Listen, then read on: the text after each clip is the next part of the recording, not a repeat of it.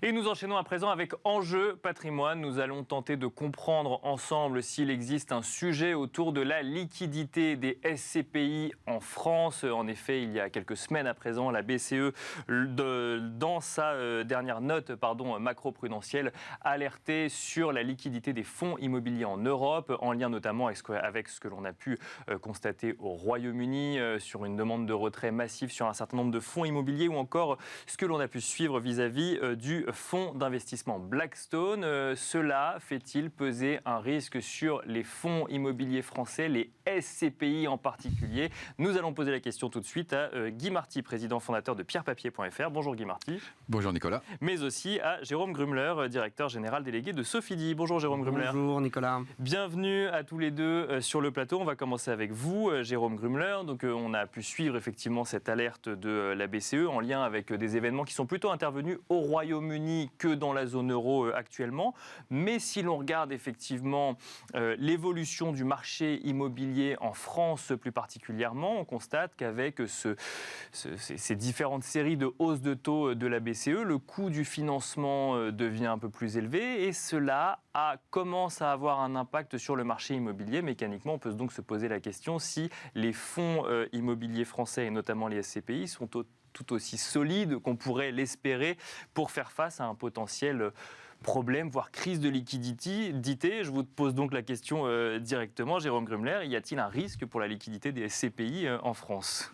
Alors, peut-être d'abord, et vous faites bien de le relever, tout ça se déroule dans un contexte sur lequel il faut être lucide, réaliste. Il ne faut pas avoir de déni sur le changement de cycle qui s'opère dans l'immobilier. Tout simplement, l'immobilier connaît globalement en Europe de l'ordre de 300 points de base de hausse de taux d'intérêt et assez rapide. Et un phénomène pareil ne peut pas être neutre sur les marchés immobiliers.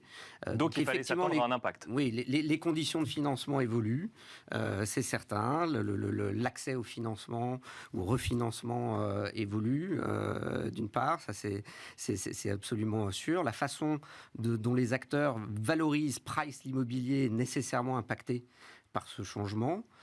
Et puis, je dirais, un troisième point, c'est que précédemment, l'immobilier était, on disait, l'effet Tina, there is no alternative. Aujourd'hui, vous avez des opportunités, on va dire, de placement concurrentes à l'immobilier. Donc, c'est vrai, il ne faut pas être dans le déni de ça, que le contexte évolue pour l'immobilier. Maintenant, de manière générale. De manière générale. Quelle que soit la typologie d'immobilier dont on parle. Tout à fait.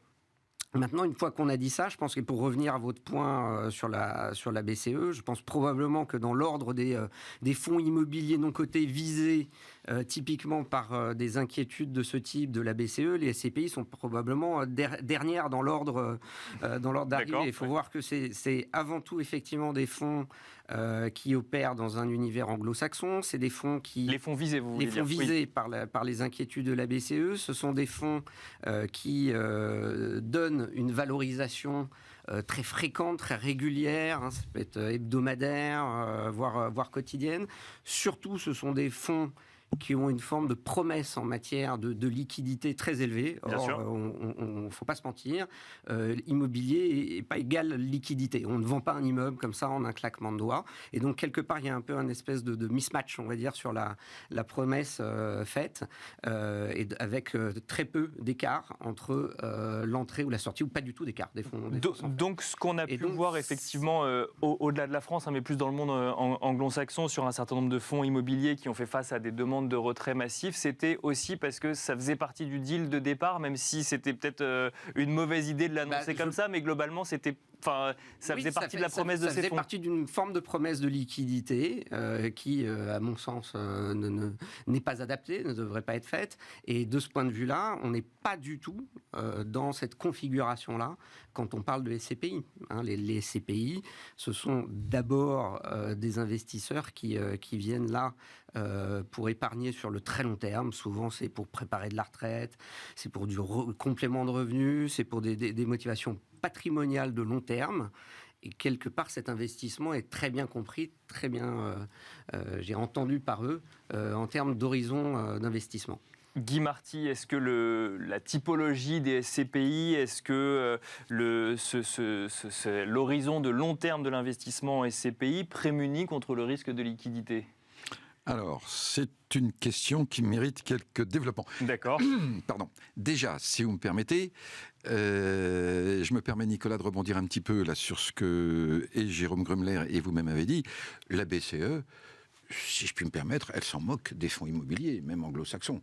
Ce qui la préoccupe beaucoup, c'est que des fonds immobiliers très endettés, puisqu'il y a un mur de la dette pour 2023-2024, qui ne pourront peut-être pas se réendetter, soient obligés de vendre brutalement sur le marché, et qu'à ce moment-là, ça crée un choc sur le marché, et des chocs sur le marché immobilier ont toujours un impact sur l'économie.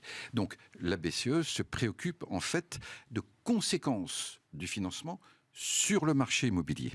Et là, je vais aller tout à fait dans le sens de Jérôme Grumler, c'est-à-dire que s'il y a un choc sur l'immobilier, les SCPI auront ce choc, mais à supposer, et on peut vraiment le supposer, que la plupart des souscripteurs SCPI aient su ce qu'ils achetaient, c'est-à-dire du long terme, les SCPI traverseront.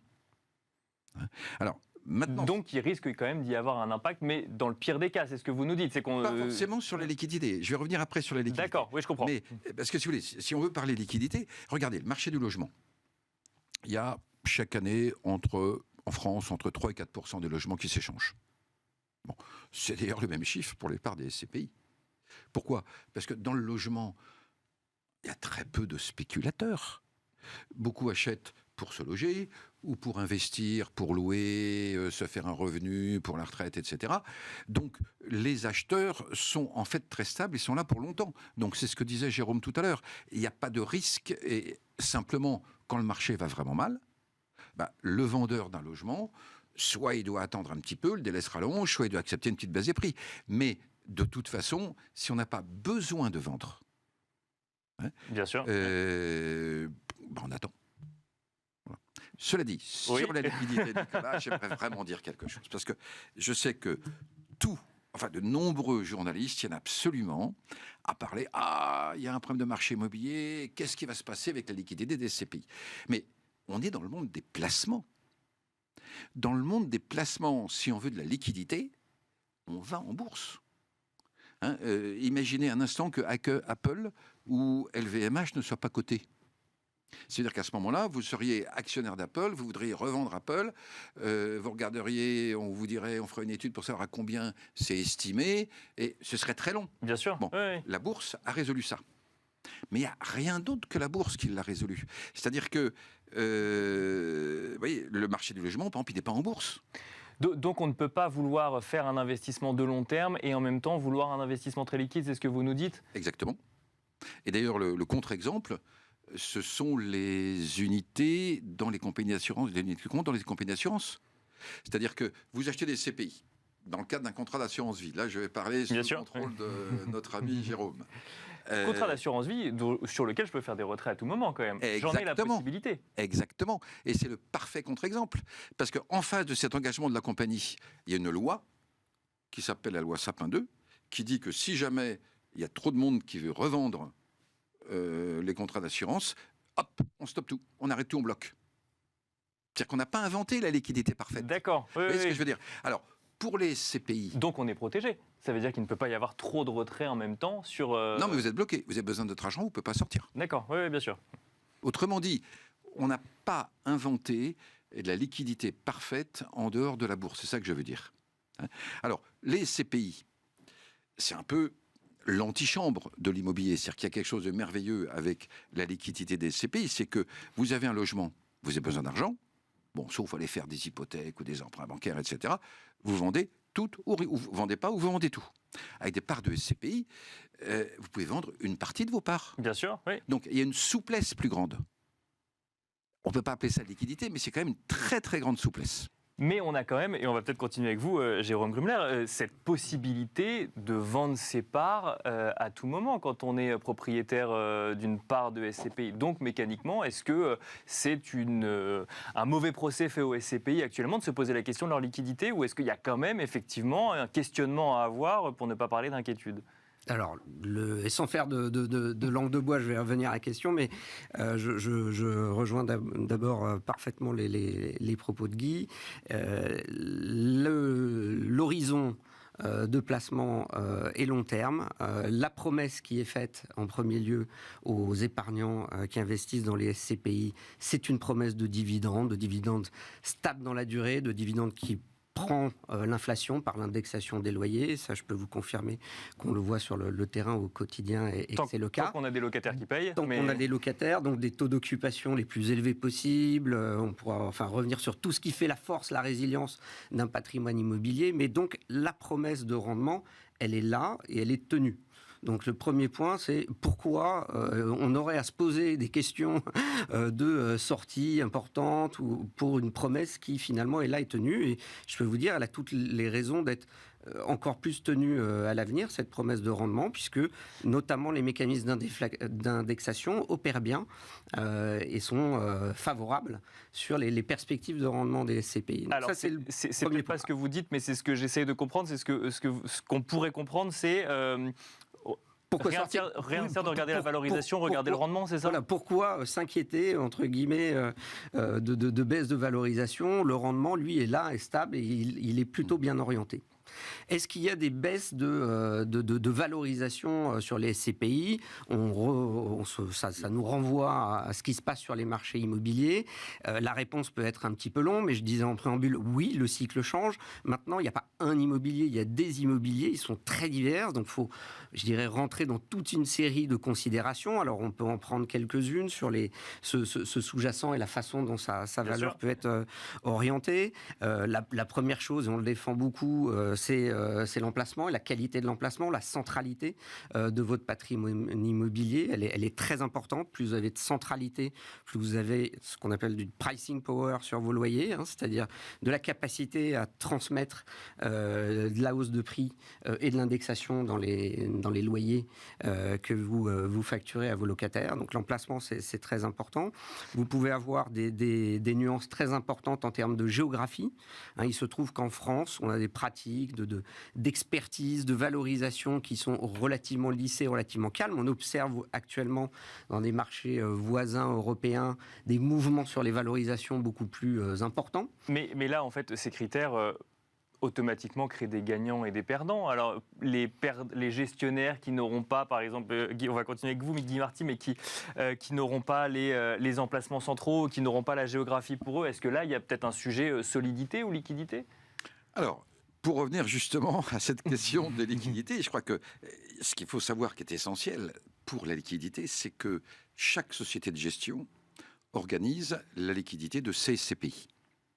Donc, si problème de liquidité il doit y avoir, il n'est pas impossible que tel ou tel groupe de SCPI ait un problème de liquidité. D'accord. Bon, ça se résout toujours. Parce que de toute façon, une SCPI, c'est des immeubles diversifiés, donc il peut y avoir un moment de crise, et bien après on repart. C'est exactement ce qui s'était passé dans les années 90. Bon. Mais ce qu'on pourrait avoir, et qui irait dans le sens de votre question de départ, c'est que oui, il y ait certaines SCPI qui aient un problème de liquidité, donc plus de mal à sortir. Dans ce cas-là, si on a bien investi en SCPI, c'est-à-dire on n'est pas en train de faire des achats, des ventes spéculatives, on est en train de faire un placement long terme, et un jour on a besoin d'argent. Bon, il y a deux protections. La première protection, c'est déjà la gestion de patrimoine. Normalement, on ne met pas tout en placement long terme. Non, mais déjà tout en placement long terme dans ce qu'on pourrait avoir besoin à court terme. Bien sûr. Donc ça, c'est la première protection. Et la deuxième protection, c'est évidemment d'acheter un panel de SCPI, ce que de plus en plus de gens recommandent, et de diversifier. Ça peut être une diversification en fonction des sociétés de gestion, ça peut être en fonction des typologies d'investissement, ça peut être en fonction de la catégorie d'âge, etc., etc. Donc, je ne pense pas que Jérôme non plus veuille dire qu'il n'y aura jamais un seul problème de liquidité de part de SCPI. Mais il n'y a pas de sujet global. Ce que vous nous dites tous les deux, c'est qu'il n'y a pas de sujet global aujourd'hui. Puis peut-être pour compléter, ce qu'il faut quand même bien avoir en tête tout le cadre et les mécanismes qui sont vraiment considérablement renforcés autour de la gestion de la liquidité de ces fonds.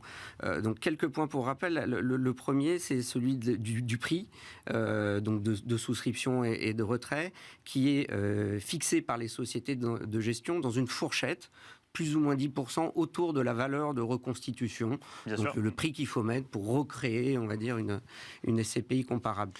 Quand vous êtes avec un tunnel comme ça aussi large, concrètement, ça veut dire que les gestionnaires de SCPI ont tout à fait la possibilité d'absorber des variations modestes des valeurs du patrimoine immobilier sans pour autant toucher au prix de souscription. On va devoir s'arrêter là, à moins qu'il y ait un autre point que vous vouliez rapidement évoquer sur ce sujet pour bien comprendre. Eh bien, écoutez, mais tous les mécanismes sont bien en place dans les SCPI. Les retraits sont remboursés en phase de souscription nouvelle qui rentre. Et je peux vous dire que la dynamique de souscription et rappelons-le, rappelons-le, même si effectivement il faut qu'on rende l'antenne, mais les SCPI ne font pas appel à de la dette ou très peu comparé au fonds dont on parlait au début. En des effets de levier de l'ordre de 10 à 20% en général maximum au sein des SCPI. Merci messieurs, désolé Guy, une prochaine fois, merci messieurs, merci Jérôme Grümler, merci Guy Marty d'avoir été avec nous sur Smart Patrimoine et on se retrouve très vite sur Bismart. Merci Nicolas.